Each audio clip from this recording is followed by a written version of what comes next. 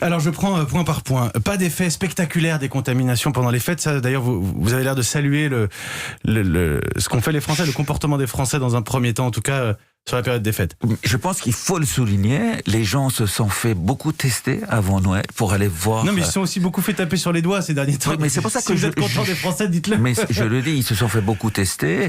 Ils ont ils ont respecté, je pense, parce qu'après Noël, on n'a pas eu une augmentation très importante. Ça augmente un petit peu. Ça, il faut le souligner. C'est pour ça qu'il faut être vigilant. Mais oui, il faut saluer le fait que les gens sont assez disciplinés. Il faut le dire. Et on attend encore quelques jours pour voir l'effet sur les hospitalisations du Nouvel An, en particulier l'hôpital. Situation qui reste tendue, mais qui n'est pas dramatique. Ce variant anglais avec 1% des contaminations, mais on sait que ça va se développer. Alors, il y a plusieurs hypothèses sur la table. Est-ce que ce matin, le Conseil scientifique recommande un nouveau confinement, Yazdan Pana? Je pense que le Conseil scientifique est là pour expliquer la situation, pour dire où on en est, pour dire qu'il faut continuer à respecter les gestes barrières, pour continuer à tester, tracer, parce que ça c'est des armes, même contre le nouveau variant, ça va marcher. Il faut vacciner le plus possible, le plus vite possible. Après, il y a un certain nombre d'hypothèses. Probablement, il faut aller plus loin dans les interventions, après lesquelles, je pense que c'est une décision qui appartient aux politiques. Parce que ça, c'est la décision du politique. Il y a le couvre-feu à 18h généralisé. On parle d'un confinement le week-end, éventuellement. Je crois savoir que vous n'êtes pas fan du confinement total, exemple printemps dernier. Je pense qu'il y a un élément qui est la fermeture des écoles. La fermeture des écoles, les enfants... Il faut savoir que effectivement, ça peut avoir un impact important c'est pas que économique, c'est aussi sanitaire. C'est sanitaire autre que Covid, notamment sur la santé mentale. Donc du coup, premièrement, ces éléments-là, il y a multiples paramètres, et ça c'est aux décideurs de juger, et d'autre part, même sanitaire, il faut penser qu'il n'y a pas que sanitaire Covid. Alors, probablement des mesures plus strictes à prendre, disait Jean-François Delfrécy hier soir. Vous me parlez des écoles. Alors là, on a ces chiffres-là qu'on essaye de comprendre. Le taux de positivité des moins de 10 ans qui a été multiplié par 3 ces 10 derniers jours.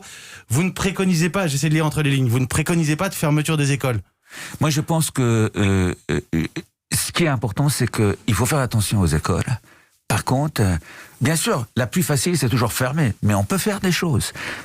On sait maintenant que le virus se propage le plus quand on mange, on enlève le masque. Donc je pense qu'il faut faire un effort dans les cantines, au moment où les enfants mangent, parce qu'il y a une transmission. Je pense et ça a été dit par le Conseil scientifique, il faut faire attention à la sortie des écoles au moment... Donc il y a des choses... Quand vous dites qu'il faut faire attention aux cantines, ça veut dire qu'on en met certains à table à 11h du matin et d'autres à 14h, ou ça veut dire qu'on ferme les cantines? Non, j'ai pas dit qu'on fermait, parce qu'il y a aussi d'autres impacts, et je suis pas assez expert sur ça pour dire qu'il faut fermer. Par contre, je pense qu'il faut faire attention. Sur le plan logistique, on peut faire des choses pour essayer d'améliorer et d'éviter ou diminuer la probabilité de transmission. Est-ce que ce matin, je vais vous poser une question très générale, Yazdan Pana, est-ce que ce matin vous avez des motifs d'espoir? Alors, je pense que il y a quelque chose qui est extrêmement important, c'est que maintenant on a des outils. On connaît mieux la maladie et on a surtout le vaccin. Et je pense que ce vaccin, bien sûr, il faut le mettre en place et c'est pas facile de vacciner 30 millions de personnes, 40 millions de personnes. Je pense qu'il est très important de vacciner d'abord, d'ailleurs, ceux qui ont le plus besoin, les personnes fragiles, nos anciens. Tel que c'est fait aujourd'hui. Qu'est-ce que c'est fait aujourd'hui? Peut-être avec un peu plus de volume. Il faut le faire le plus vite possible et je pense qu'on a cet horizon. Je pense qu'on a encore quelques mois à passer et après, on verra la lumière. Je pense que c'est très important de rappeler parce que il y a un moment dans cette crise, on ne voyait pas la lumière. Là, la différence, c'est qu'on a peut-être la lumière au bout parce qu'on a des outils maintenant qui nous permettent.